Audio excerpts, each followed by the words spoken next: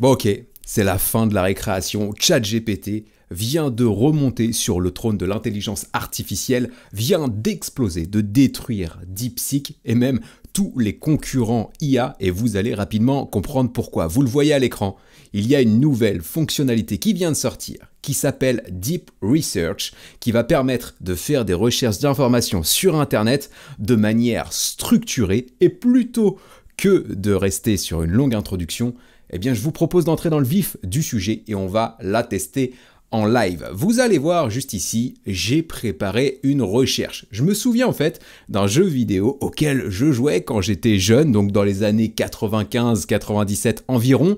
Je sais que c'était un personnage masculin, je sais que la scène avait lieu dans un laboratoire, au moins en partie, mais c'est à peu près tout ce dont je me souviens sur ce jeu. Je sais que c'était pas un jeu qui s'appelle Half-Life, qui était le plus populaire à l'époque, et derrière je vais partager à ChatGPT Deep Research quelques informations, mais sans en être sûr. Je vais lui dire que le gameplay était à la troisième personne, c'est-à-dire qu'on prenait le personnage et qu'on le guidait dans le jeu vidéo, qu'on était dans une ambiance laboratoire, qu'il y avait une histoire de virus, mais il n'y avait pas de créatures, pas de monstres, et que je me souviens qu'il y avait peut-être le personnage sur la jaquette et qu'il y avait du verre sur la jaquette, voire même peut-être le CD, mais ça, j'en suis pas sûr du tout. Eh bien ça, je vais faire la demande à Deep Research et on va voir s'il arrive à me retrouver de quel jeu vidéo je parle. Mais avant de le faire sur Deep Research, ce que je vous propose de le faire, eh bien, j'ai décoché la fonctionnalité, c'est qu'on va le faire déjà sur ChatGPT 4o et on va voir comment il se débrouille. Donc là, je vais lancer la conversation. ChatGPT 4o est en train de faire une recherche sur Internet et donc voilà, il me répond de manière très rapide en me disant qu'il comprend ma demande et il me propose quelques jeux vidéo. Fade to Black, Resident Evil, ça c'est sûr que non, c'était pas ça, sinon je m'en souviendrai.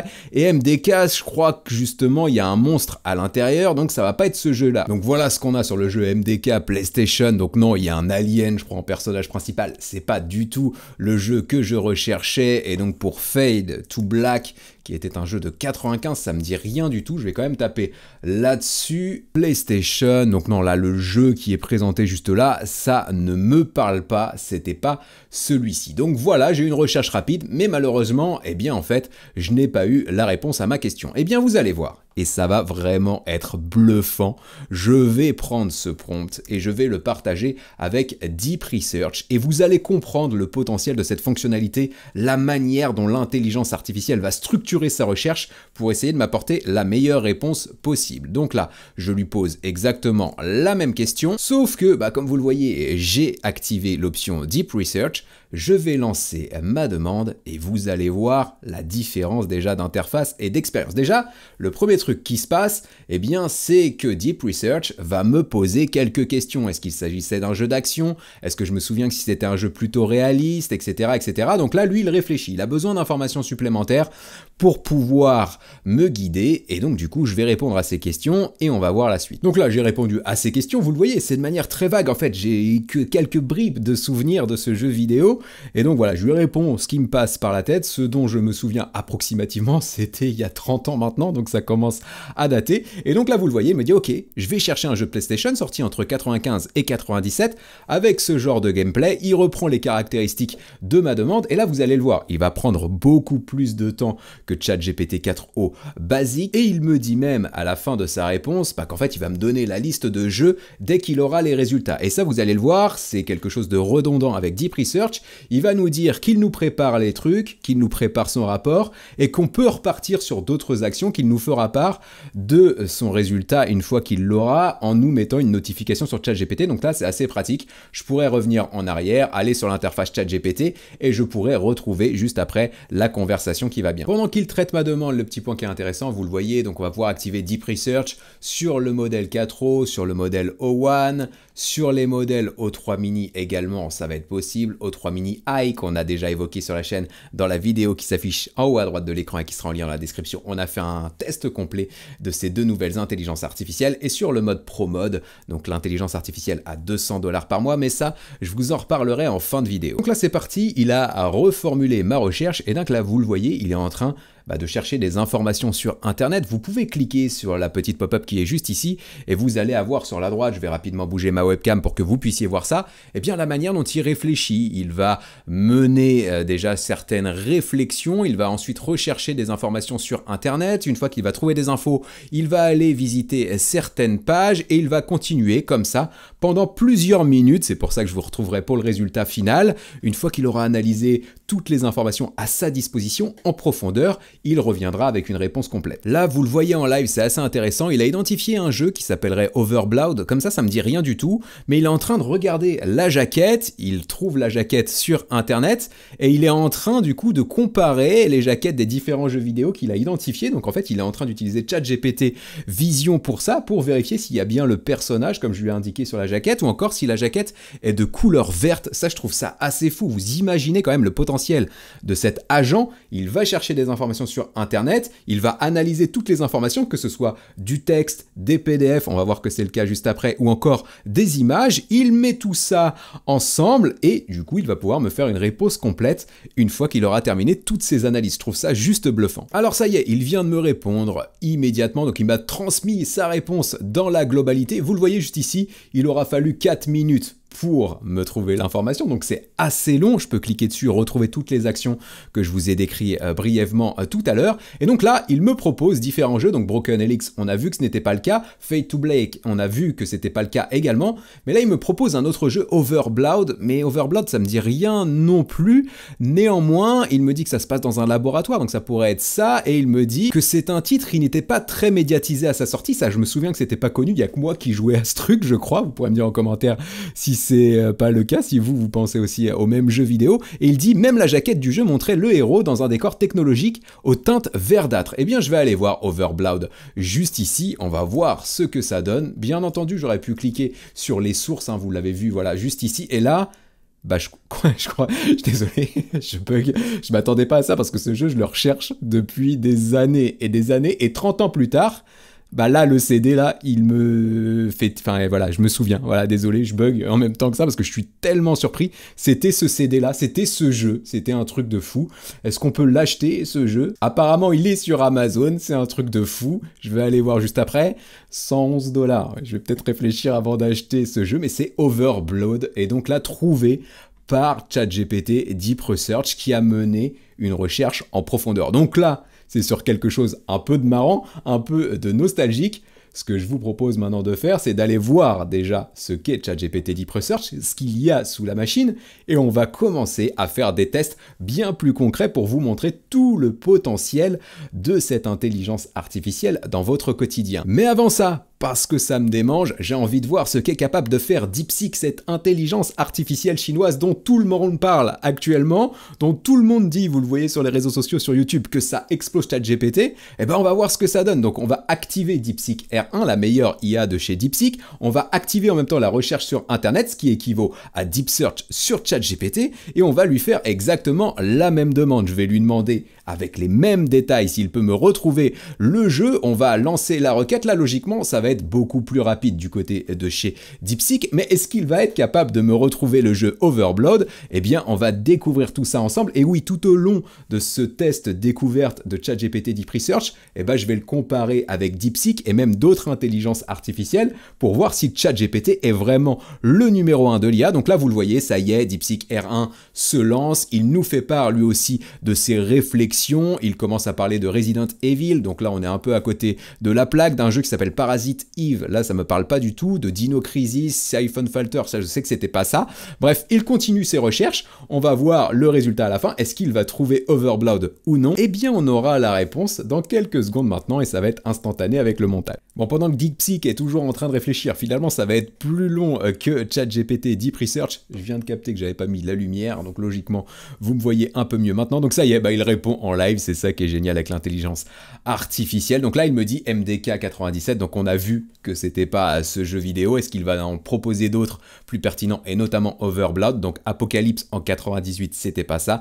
Siphon Filter, c'est sûr non plus, et Parasite Eve également. Donc voilà, donc là DeepSeek a mené une réflexion très intéressante, mais il n'a pas trouvé la bonne réponse, contrairement à ChatGPT Deep Research du premier coup. Bref, là c'était un test un peu ludique. Comme je vous le disais précédemment, on va s'intéresser maintenant à ce que c'est ChatGPT Deep Research. On va faire des tests bien plus à forte valeur ajoutée pour notre quotidien et on va comparer tout ça tranquillement avec DeepSeek et les autres IA pour voir la différence de potentiel et de performance de ces intelligences artificielles. Donc ChatGPT Deep Research, c'est sorti il y a quelques heures au moment où je tourne cette vidéo et donc a priori, eh bien ce serait un agent, voilà, c'est un agent qui est doté de raisonnement pour synthétiser un large volume d'informations sur Internet et de mener une réflexion multi-étapes pour nous. Et c'est ça qui va faire toute la différence, voilà, cette approche agentique qu'on évoque depuis quelques mois maintenant sur la chaîne. ChatGPT Deep Research va pas se contenter de rechercher de l'info sur Internet et de vous la ressortir telle quelle, il va vraiment mener une réflexion en différentes étapes pour vous apporter la meilleure réponse possible. Et ça, forcément, ça va révolutionner tout un tas de choses dans notre quotidien, notamment, c'est le prochain exemple qu'on va prendre, la manière dont on achète sur Internet. Alors regardons ici, je vous prends un petit exemple, on va dire que je suis à la recherche d'un casque de réalité virtuelle. Mon objectif principal, ça va être d'utiliser ce casque dans différents contextes, les jeux vidéo, l'exploration immersive et même des sessions de travail en environnement virtuel. Donc je vais lui dire pour ça que je vais utiliser un PC gaming équipé d'une RTX 4080. Je vais lui donner quelques informations sur les performances que j'attends et aussi sur les équipements que je souhaite avoir sur ce casque de réalité virtuelle. Je vais lui parler également de la plateforme, du design, de mon budget, bref, je lui donne tout un tas d'informations. Si je fais ça, je copie-colle ça sur Google, vous savez d'ores et déjà ce que ça va donner, ça va rien donner du tout. Si je le fais sur ChatGPT 4o sans activer la fonctionnalité Deep Research, on va le faire maintenant, vous allez voir sans doute que ChatGPT 4o va me proposer des casques de réalité virtuelle, il fait des recherches actuellement sur Internet, il va trouver des sources et donc il me répond immédiatement en me faisant un tableau comparatif juste ici et je vais pouvoir faire mon choix à partir de là. Donc il m'explique, voilà, j'ai identifié 3 casques de réalité virtuelle, le Big Screen Beyond, le Varjo Aero, pardonnez-moi pour mon accent pourri, et le HTC Vive Pro 2. Il m'explique pourquoi c'est intéressant, il me donne quelques conseils et voilà, je peux me débrouiller avec ça. Maintenant, qu'est-ce que ça donne si on utilise du coup la fonctionnalité ChatGPT Deep Research? Eh bien, je vais prendre exactement la même demande, on va aller du coup sur l'écran juste là. Pour info, que vous soyez sur GPT-4o, O1, O3 ou O1 Pro Mode, à partir du moment où vous activez la fonctionnalité Deep Research, vous allez utiliser la même intelligence artificielle. Et ça d'ailleurs, je vous en ai pas parlé, l'IA que vous allez utiliser derrière Deep Research,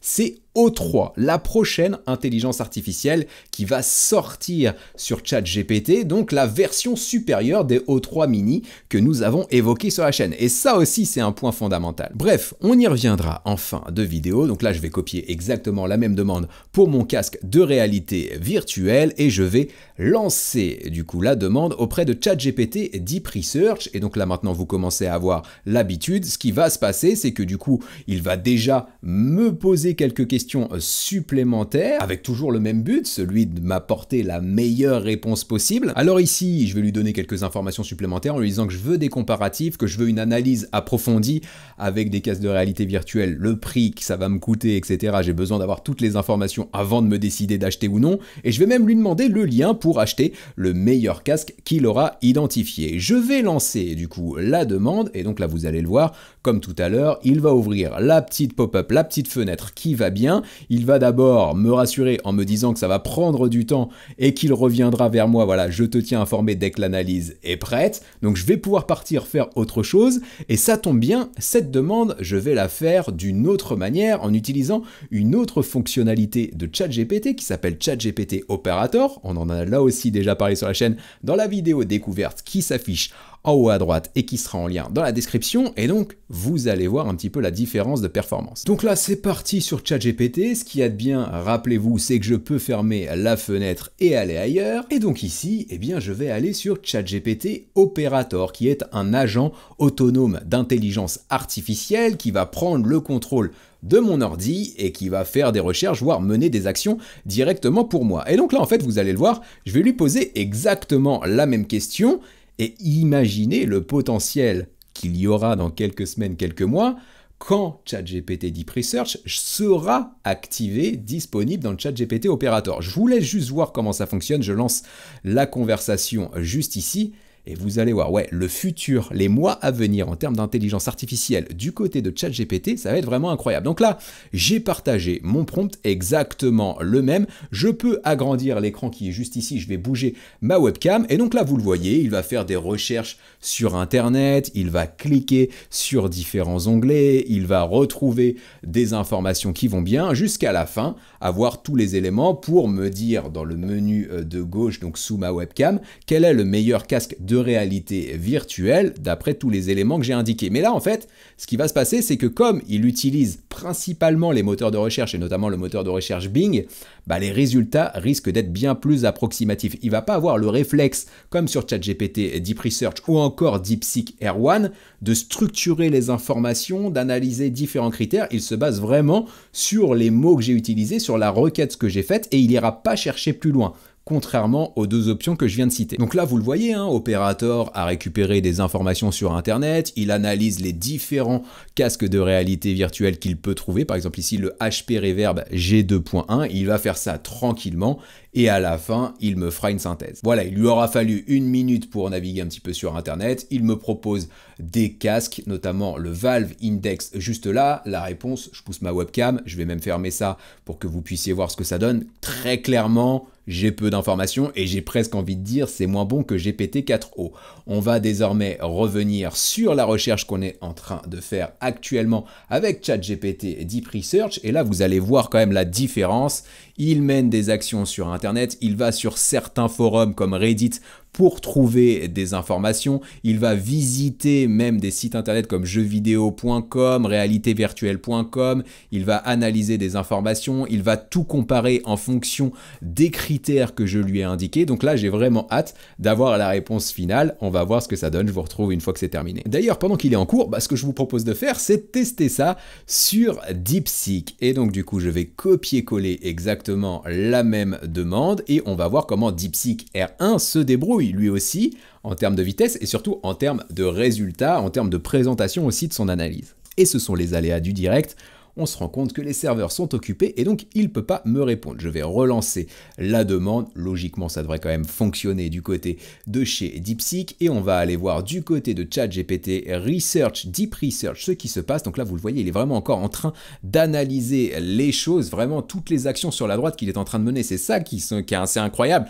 Imaginez le temps qu'on gagne quand nous, on fait une recherche sur Internet, on va trouver des vidéos, on va trouver des tutos, on va trouver des pages, on va tout ouvrir, on va avoir des pop-up qui s'ouvrent, qu'on va devoir fermer. Il y a des informations qui seront bonnes, d'autres qui seront pas bonnes, on va devoir tout comparer, prendre des notes potentiellement selon l'achat qu'on souhaite réaliser. Là, tout ça est fait par l'intelligence artificielle, c'est juste incroyable. Alors pour être totalement transparent, j'ai dû relancer une nouvelle conversation après 4 essais infructueux sur DeepSeek. Je suis reparti de zéro, j'ai dû faire 2 tentatives, comme vous le voyez peut-être pas, mais sous ma webcam, j'ai dû tenter 2 fois, donc 6 au total. Mais ça y est, il se lance et on va pouvoir découvrir sa réponse très prochainement, pendant que sur ChatGPT Deep Research, après avoir analysé 34 pages web, rendez-vous compte quand même du contenu qu'il analyse pour me faire sa réponse, il est toujours en train de réfléchir. Donc sur DeepSeek, c'est intéressant parce qu'il trouve des modèles et puis ensuite il les analyse et il se rend compte qu'il y a des critères qui ne correspondent pas à ce que j'ai demandé, donc il va essayer de prioriser les critères les plus importants pour moi, notamment la qualité sans fil, il en parle juste ici. Derrière, il va carrément faire des calculs pour ajouter potentiellement des accessoires pour répondre parfaitement à mes demandes, et puis du coup il va continuer comme ça, il va checker ensuite si c'est disponible en Europe, je l'ai vu juste ici, donc là on a déjà la réponse de DeepSeek alors que ChatGPT Deep Research est toujours en train de tourner, et puis on obtient donc un tableau comparatif avec le Varjo Aero comme tout à l'heure, le Pimax Crystal ou encore l'HTC Vive Pro 2, on va avoir des prix, on va avoir la résolution qui apparaît, le tracking, le confort, le sans fil, bref là il nous fait un tableau comparatif et il nous dit voilà la première recommandation que je vous fais, eh bien c'est le Varjo Aero, il nous explique pourquoi et que le budget est supérieur à 1500 €, contrairement à ce que j'avais pu indiquer, et donc derrière il va me proposer des alternatives et même, comme vous le voyez à l'écran, là il est en train de me me proposer des conseils pour optimiser mon expérience de réalité virtuelle. Donc la réponse est quand même qualitative juste ici, seulement ça manque de liens pour aller voir les sources. On ne sait pas trop où il est allé trouver les informations, donc moi si je veux creuser, c'est compliqué. Je vais pas avoir le lien d'achat a priori, et puis ensuite il va me présenter les modèles écartés, ça c'est plutôt intéressant. Bref, la réponse est pas mal, mais ça manque quand même de fonctionnalités intéressantes pour valider un achat. On va arriver maintenant sur ChatGPT Deep Research, on y est quasiment, j'ai hâte de vous montrer combien de minutes il aura fallu à ChatGPT Deep Research pour répondre à ma demande. Et une fois qu'on aura vu ça, on va monter crescendo dans l'utilisation de ChatGPT Deep Research. On va aller plus loin, je vais tester de faire des recherches depuis des fichiers PDF notamment, j'ai prévu un exemple sympa pour ça, et même du coup des cas d'utilisation concrets d'un point de vue marketing ou commerce directement depuis des contenus sur le web. Vous allez voir, ça peut être très intéressant. Petite cerise sur le gâteau, pour toutes les personnes intéressées par DeepSeek R1, je vous présenterai une solution juste après pour l'utiliser sur un autre produit disponible en Europe plus facilement et le connecter aussi à Internet. Donc vous allez voir, ça peut être intéressant, c'est une bonne alternative à la plateforme chinoise DeepSeek, puisque vous le verrez, les données là seront hébergées aux États-Unis plutôt qu'en Chine. Ça peut être intéressant pour tous ceux qui ont peur de laisser leurs données du côté de nos amis chinois. Ça y est, il vient de terminer. Vous le voyez, j'ai une petite notification. Si j'étais parti sur un autre onglet de ChatGPT, j'aurais eu la notification qui est juste ici. Je peux cliquer dessus et je serais arrivé directement sur cette page. Donc là, vous le voyez, le rapport, il est ultra complet. On va pas le lire dans son intégralité, bien entendu, mais je voulais vous montrer au moins le début de la réponse. Donc ce qu'il y a de bien, c'est qu'il va nous faire déjà un tableau comparatif. La mise en page est bonne. Et là, ouais, je vous mens pas, ça a pris 14 minutes pour faire cette recherche pointue, donc j'ai un tableau comparatif qui va bien. Et la différence que je vais avoir par rapport à DeepSeek, c'est que je vais avoir les sources ici. Je vais pouvoir cliquer dessus pour aller valider ou invalider l'information. Donc ça, je trouve ça vraiment intéressant. Et donc derrière, je vais avoir une analyse détaillée des principaux casques qu'il a retenus. Donc le HTC Vive Pro 2 notamment. Bref, il fait ça, les avantages, les inconvénients avec les meilleurs casques qu'il a pu me trouver. Comme sur DeepSeek, il me propose des conseils d'optimisation et des accessoires pour avoir une expérience optimale. Ça, c'est intéressant. Et donc, sa recommandation finale, eh bien c'est le HTC Vive Pro 2, et là où c'est vachement intéressant, c'est que derrière il me propose un lien d'achat recommandé et je peux cliquer ici pour aller acheter directement le casque de réalité virtuelle sur Amazon, et ça c'est vraiment incroyable, ça va révolutionner le e-commerce, ça pourrait même changer pas mal de choses pour les personnes qui sont dans le business d'affiliation par exemple, et donc tout l'enjeu, ça va être d'être bien référencé dans ChatGPT Deep Research pour pouvoir vendre à de nouveaux clients. Ça va être vraiment intéressant à suivre dans les mois et les années à venir. En tout cas, voilà, évidemment, la réponse que j'ai juste ici par rapport à DeepSeek et encore plus a fortiori par rapport à GPT-4o de base, elle est juste impeccable. Maintenant, j'ai toutes les informations, je prends le temps de lire ça ou pas, je clique sur le lien si je veux avancer, j'achète mon casque et c'est terminé. Donc là, on a vu ça sur la partie achat. Maintenant, on va travailler avec un fichier PDF. Et ça, malheureusement, on va pas pouvoir le faire sur DeepSeek, parce que DeepSeek, lui, ne permet pas, avec DeepSeek R1 et la recherche sur Internet, de partager des fichiers. Donc là aussi, ça va être une grosse force du côté de ChatGPT Deep Research. Donc je vais me mettre sur la fonctionnalité Deep Research, et là, vous allez voir, j'ai prévu un petit exemple sympa. Nous avons sous les yeux le profil LinkedIn de Clara Chapaz, qui est la ministre déléguée chargée de l'intelligence artificielle, que j'ai ajouté sur LinkedIn, mais vous le voyez, je suis encore en attente, elle ne m'a pas encore accepté. J'ai essayé de la contacter également sur Twitter, j'ai pas eu de retour. Bref, ça serait intéressant d'avoir Clara sur la chaîne.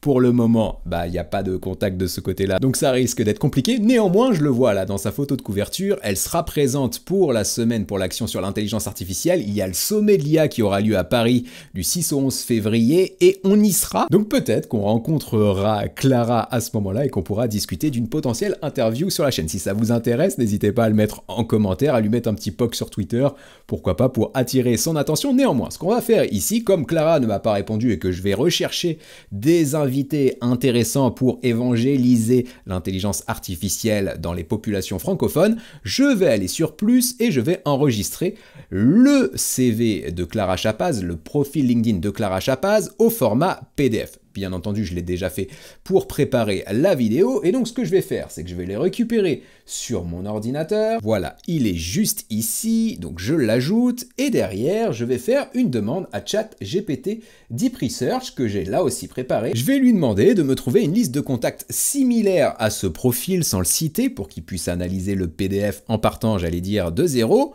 Donc une liste de contacts qui pourrait m'apporter un max de valeur ajoutée sur la chaîne pour essayer de vulgariser l'IA auprès des populations francophones afin qu'elles puissent prendre le virage sans en subir les impacts liés à la transformation de la société par l'intelligence artificielle, parce que c'est un véritable enjeu dont on ne parle trop peu. Bien entendu, je fais ça dans le contexte de la chaîne, mais vous pouvez le faire par exemple pour la recherche de prospects, de nouveaux clients, ça peut être intéressant de votre côté. Donc là, je vais lancer ma demande, et donc ce que va faire logiquement ChatGPT Deep Research, c'est déjà qu'il va lire le document. Là, vous le voyez, il a lu le document, et derrière, il va me proposer quelques questions. Et là, ce que je vais faire, plutôt que de lui donner des réponses, je vais lui dire, réponds à ces questions pour moi en fonction des informations que tu auras récupérées dans le profil, parce que je veux une liste de contacts similaire à Clara. Et ça, en toute transparence, pour la préparation de la vidéo, j'avais déjà lancé la demande, donc il m'aura fallu 13 minutes pour avoir les informations, et donc il me dit profil influent pour vulgariser l'IA similaire à Clara Chapaz. Il va m'en proposer plusieurs que je connais, notamment Yann LeCun, ça sera intéressant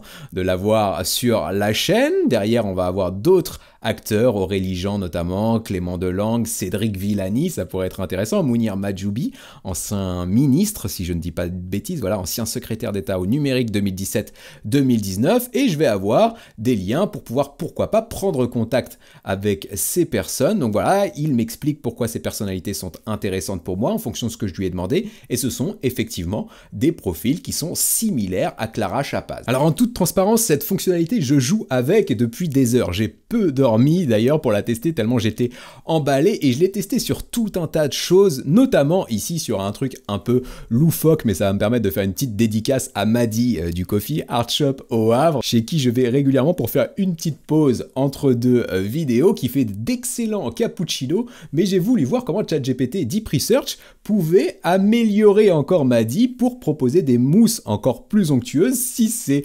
faisable, parce qu'il est déjà très très bon. Et pour ça, j'ai dit à ChatGPT de faire une analyse approfondie des tentatives d'amélioration de la texture et de la stabilité de la mousse de lait dans le cappuccino. Je parle de paramètres physico-chimiques, de techniques de moussage. Je lui dis de lister toutes les études et les articles pertinents pour améliorer la mousse de lait, d'analyser les tendances dans les ajustements apportés aux protéines et aux lipides du lait, etc., etc., et d'identifier les 3 principaux paramètres que les scientifiques modifient pour optimiser la qualité de la mousse. Donc là, en fait, l'idée, c'est juste de vous montrer que scientifiquement, eh bien, on peut aller puiser dans des études qui sont les plus sérieuses possibles, et du coup, demander derrière à ChatGPT d'en tirer les informations clés et de nous donner tous les conseils qui va bien. Donc là, en fait, il a trouvé des études entre 2015 et 2024. Derrière, il a identifié au travers de ces études les tendances justement pour avoir une meilleure mousse, donc augmentation de la teneur en protéines, optimisation du ratio caséine-lactosérum, etc., etc. Bref, j'y comprends pas grand-chose à vrai dire. Et ce que je vous propose de faire maintenant, c'est d'aller encore plus loin. Vous avez sous les yeux ma formation automatisée ChatGPT que je suis en train de mettre à jour, mais très honnêtement, c'est compliqué puisqu'il y a des nouveautés qui sortent régulièrement, donc j'espère pouvoir vous proposer la version mise à jour, même si déjà elle est déjà très actualisée d'ici la fin du mois. Et donc là, ce que je vais faire, c'est que je vais prendre ma formation automatisée ChatGPT et je vais utiliser ChatGPT Deep Research pour m'aider à gagner de nouveaux clients et aller chercher de nouvelles parts de marché. Pour ça, vous allez voir, je vais faire une demande très complexe, mais qui va m'apporter des informations ultra précieuses. Et donc voilà ce que je vais lui demander ici. Je vais lui dire, aide-moi à analyser le taux d'adoption des outils d'automatisation et d'intelligence artificielle générative, le pourcentage de professionnels cherchant à automatiser leurs tâches répétitives et l'évolution du marché des solutions basées sur ChatGPT au cours des 10 dernières années. Parce que oui, l'intelligence artificielle n'a pas commencé avec ChatGPT, on en fait déjà quasiment depuis 10 ans de notre côté. Donc je lui dis de faire ça pour les 10 pays les plus développés et les 10 pays en développement, avec le PIB le plus élevé. Derrière, je vais lui demander de présenter les informations sous forme de tableau et d'ajouter des recommandations du coup sur les marchés les plus porteurs pour cibler ma formation automatisée de ChatGPT. Donc comment je pourrais faire pour la vendre sur ces marchés. Je lui mets le lien de ma formation et donc là vous le voyez, je lui demande une étude de marché ultra complexe qui va me permettre de déterminer où je dois investir pour développer mon chiffre d'affaires et gagner de nouvelles parts de marché. Donc je lance la demande, logiquement c'est possible qu'il me pose des questions additionnelles, voilà ce qui est fait. Pour que ça aille plus vite, je lui dis de répondre à ma place au mieux selon ma formation, et donc ça y est, il se lance dans l'analyse, et dès qu'il m'a répondu, je vous montre la réponse. Bon alors de mon côté, j'ai eu le temps de gagner une petite partie d'échecs qui va bien, je me rapproche des 1400 Elo tranquillement, et lui, du coup, il est toujours en train de réfléchir malgré tout, il analyse des études, vous le voyez pas parce qu'il y a ma webcam que je vais bouger juste ici, l'analyse des études de McKinsey notamment, il est allé sur ethicanews.it, voilà, il a terminé, donc vous le voyez en live, c'est ça qui est intéressant aussi de voir l'affichage arriver, donc combien de temps il lui aura fallu déjà, ça va être ça un petit peu le suspense, vous voyez j'ai un rapport vraiment complet, donc il lui aura fallu 8 minutes et l'analyse de 19 sources pour me faire son rapport sur l'adoption de l'automatisation de l'IA générative et le marché de ChatGPT. Donc on a le taux d'adoption de l'automatisation et l'IA générative, par exemple selon McKinsey, la part des organisations utilisant régulièrement l'IA est restée autour d'environ 50% pendant plusieurs années et a bondi à 72% en 2024, ça c'est intéressant, je vais quand même aller voir la source pour voir de quoi ça parle, de quel type d'entreprise ça parle juste ici. Bref, vous le voyez, il fait des analyses dans les pays, 76% en Espagne, 73% au Royaume-Uni, 75% en France juste là, et derrière on va avoir une comparaison internationale avec les pays développés vs les pays en développement. Derrière, on a des statistiques intéressantes comme celle-ci, près de 60% des travailleurs dans le monde identifient des tâches précises qu'ils aimeraient automatiser. Donc là, ma formation, eh bien, elle serait parfaite pour eux. Et donc des recommandations stratégiques pour les marchés cibles, privilégier les marchés à forte adoption de l'IA et ouverts à ChatGPT, les États-Unis par exemple, le Royaume-Uni, la France, l'Allemagne, ça peut être très intéressant. Miser sur les grands pays en développement déjà familiers de l'IA, comme l'Inde, par exemple, juste ici, le Brésil ou encore le Mexique, tenir compte des contraintes d'accès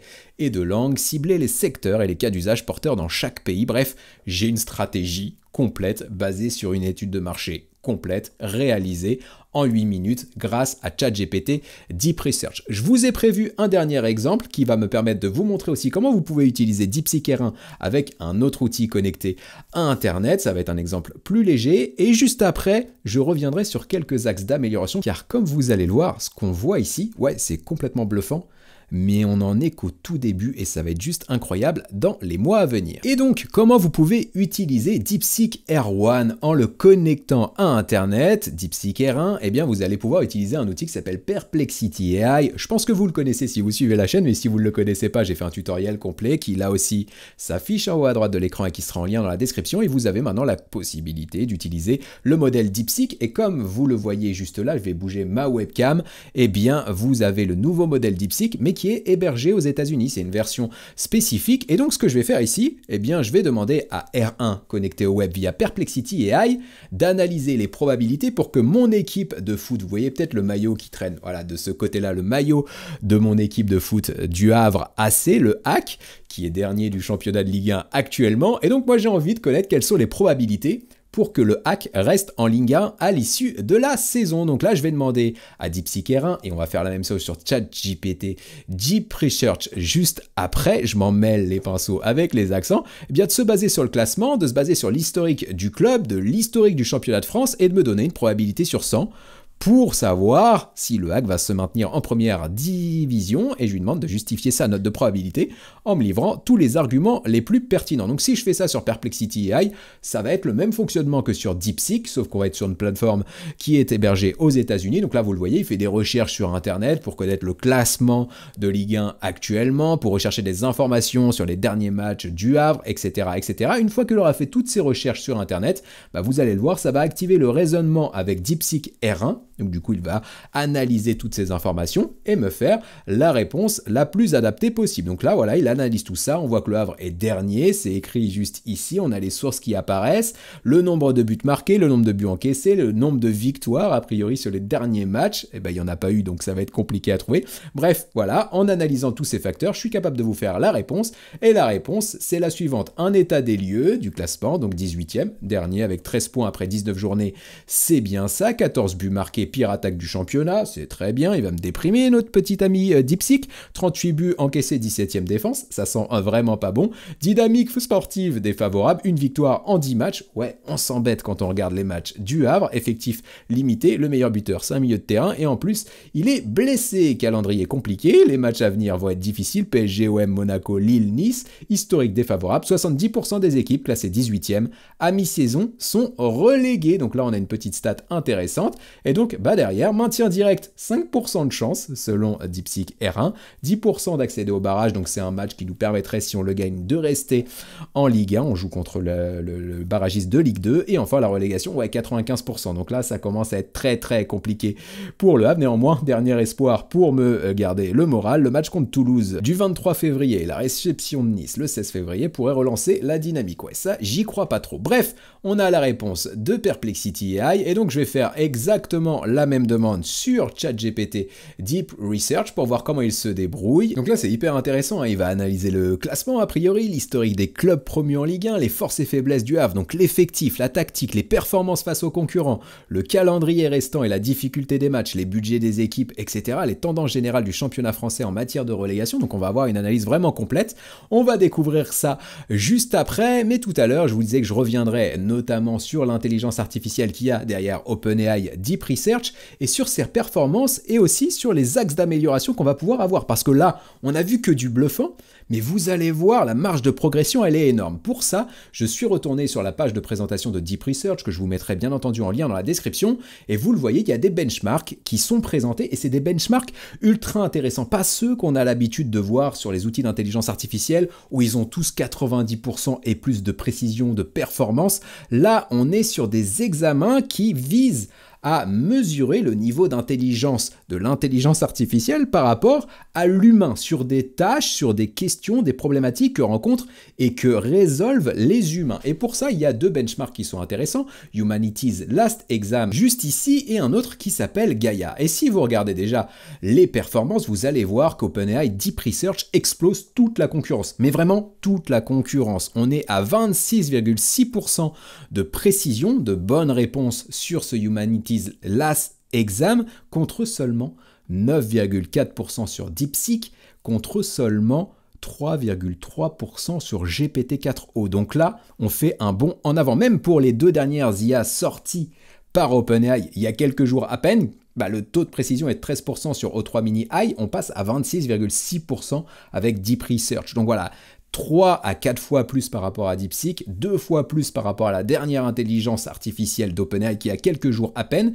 Et sur Gaia, c'est un petit peu pareil, vous le voyez, elle écrase la concurrence, Deep Research écrase la concurrence sur tout ça. Et donc, il y a des informations sur le Humanities Last Exam, notamment je vous mettrai cette source qui présente vraiment comment fonctionne ce benchmark, les analyses qui sont faites, comme par exemple décrypter une langue ancienne, poser des questions sur l'écologie, etc.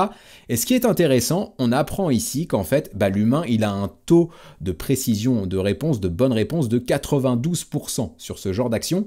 Et rappelez-vous, on est à 23,3%, 26,6%, pardonnez-moi, sur OpenAI Deep Research. Donc en fait, on est très très loin encore de l'IA aussi intelligente que les humains. On est très très loin de ce qu'on appelle l'AGI du coup. Et ça va être intéressant puisqu'on va progresser vers ça, tendre vers ça. Et donc si ce qu'on voit aujourd'hui est bluffant, imaginez ce qu'on aura quand on atteindra le niveau d'intelligence de l'humanité. Moi, j'ai hâte de voir ça. Et pour Gaia, pour ceux que ça intéresse, voilà, il y a un papier complet que je vous mettrai là aussi en lien dans la description. Vous pourrez aller voir ça. On analyse notamment les dernières intelligences artificielles par rapport à ce benchmark qui est basé sur une centaine de questions, plusieurs centaines de questions, pardonnez-moi, pour vérifier la pertinence de l'intelligence artificielle. Et là, c'est pareil, il y a des écarts énormes entre les humains et l'IA, contrairement au benchmark qu'on peut voir régulièrement. Allez, deuxième partie d'échecs gagnée d'affilée, ça fait plaisir, c'est bon pour la confiance. Et donc du coup, il a terminé son analyse, donc voilà, 7 minutes une nouvelle fois pour analyser 27 sources. Et donc voilà, les chances de maintien du Havre AC en Ligue 1, on va prendre le classement actuel, on a les sources qui vont bien pour aller plus loin, donc on est 18e au bout de 20 journées, d'ailleurs c'était écrit 19 journées sur DeepSeek, mais on est bien la 20e journée, on est le lendemain de la 20e journée pour être le plus précis possible. Historique des clubs promus, vu les forces et faiblesses, l'effectif et l'efficacité. Le Havre dispose d'un effectif courageux mais limité pour l'élite. 15 buts marqués en seulement 20 matchs, ouais ça c'est vraiment mauvais, 39 buts concédés. Tactique et coaching, le début de saison a été marqué par un changement d'entraîneur, ouais il analyse vraiment tout quoi. Lucas Elsner qui est parti, remplacé par Didier Digard, le changement de staff technique s'est traduit par de nouveaux principes de jeu à analyser. Digard prône un football plus ambitieux, offensif. Enfin là, je suis bluffé. Je suis vraiment bluffé. Si vous vous intéressez pas au foot, ça va pas vous parler. Mais honnêtement, qu'il soit capable de voir qu'un coach peu connu comme Didier Digard prône le jeu offensif, ambitieux, contrairement à Lucas Elsner qui était plus défensif. C'est pas des gens connus ça dans l'univers du foot. Faut vraiment s'intéresser au domaine pour avoir ces informations. Donc il est allé chercher très très loin. Il a récupéré les derniers transferts qui ont quelques jours à peine. Juste ici, ce transfert-là de Junior Mwanga depuis Strasbourg, ça a quelques jours à peine, voire quelques heures. C'est vraiment incroyable qu'il tombe sur ces informations. R1, Dipsic R1 n'a pas du tout trouvé tout ça. La concurrence, il va lister tous les concurrents potentiels, mais on voit aussi qu'il y a un fossé économique entre nous et les autres, donc ça peut poser problème. Le calendrier restant, il va être compliqué avec un mois d'avril redoutable avec le PSG, Monaco, etc. Bref, ça sent vraiment pas bon. Qu'est-ce qu'il nous dit? Il nous dit qu'il faudra dépasser la barre des 30 points et que pour l'instant, on n'en a que 14. Ça va être compliqué. Qu'on arrive à avoir une moyenne de 1,1 à 1,2 points par match et qu'on est actuellement à 0,7, ça pue vraiment. La probabilité de relégation directe du Hack dépasse 50%. Mais là, ouais, il est quand même plus optimiste. Entre 30 et 40% de chance pour qu'on arrive à se maintenir en Ligue 1. Honnêtement, je n'y crois pas trop, mais il dit moins de 20% pour un maintien direct et peut-être la possibilité du coup d'accrocher les barrages et donc on aurait 30 à 40% de chance de se maintenir avec ce match précis. On a toutes les sources qui sont présentées juste là. Incroyable, ChatGPT Deep Research, moi m'a bluffé de A à Z dans cette vidéo. J'espère qu'elle vous aura plu. Maintenant, à vous de me dire ce que vous en pensez. Est-ce que vous pensez qu'avec Deep Research, ChatGPT vient d'exploser toute la concurrence et notamment DeepSeek parce que c'est DeepSeek qui a été visé aussi par cette nouveauté? Dites-moi tout en commentaire si vous testez. Dites-moi ce que vous en pensez. La petite information quand même importante, pour l'instant, Deep Research n'est disponible que pour les abonnés à O1 Pro. O1 Pro, c'est l'abonnement à 200 $ par mois, 223 € par mois TTC si je ne dis pas de bêtises. Et donc du coup, si vous êtes abonné à ChatGPT Plus ou ChatGPT Team, il faudra attendre quelques semaines avant d'y avoir accès. Mais OpenAI a indiqué que c'était sur la route, donc ça ne devrait plus tarder. Moi, je vous retrouve très bientôt pour une nouvelle vidéo dans laquelle je vous partagerai des astuces, des démos, des actus, des tutos, des outils, bref, tout ce que je peux découvrir et connaître de l'intelligence artificielle avec toujours le même but, celui de vous donner toutes les clés pour que vous puissiez profiter des opportunités que l'IA génère. Et je pense que dans cette vidéo, on a eu un bel échantillon des opportunités d'aujourd'hui et surtout à venir. C'était Ludo, à très bientôt donc, ciao!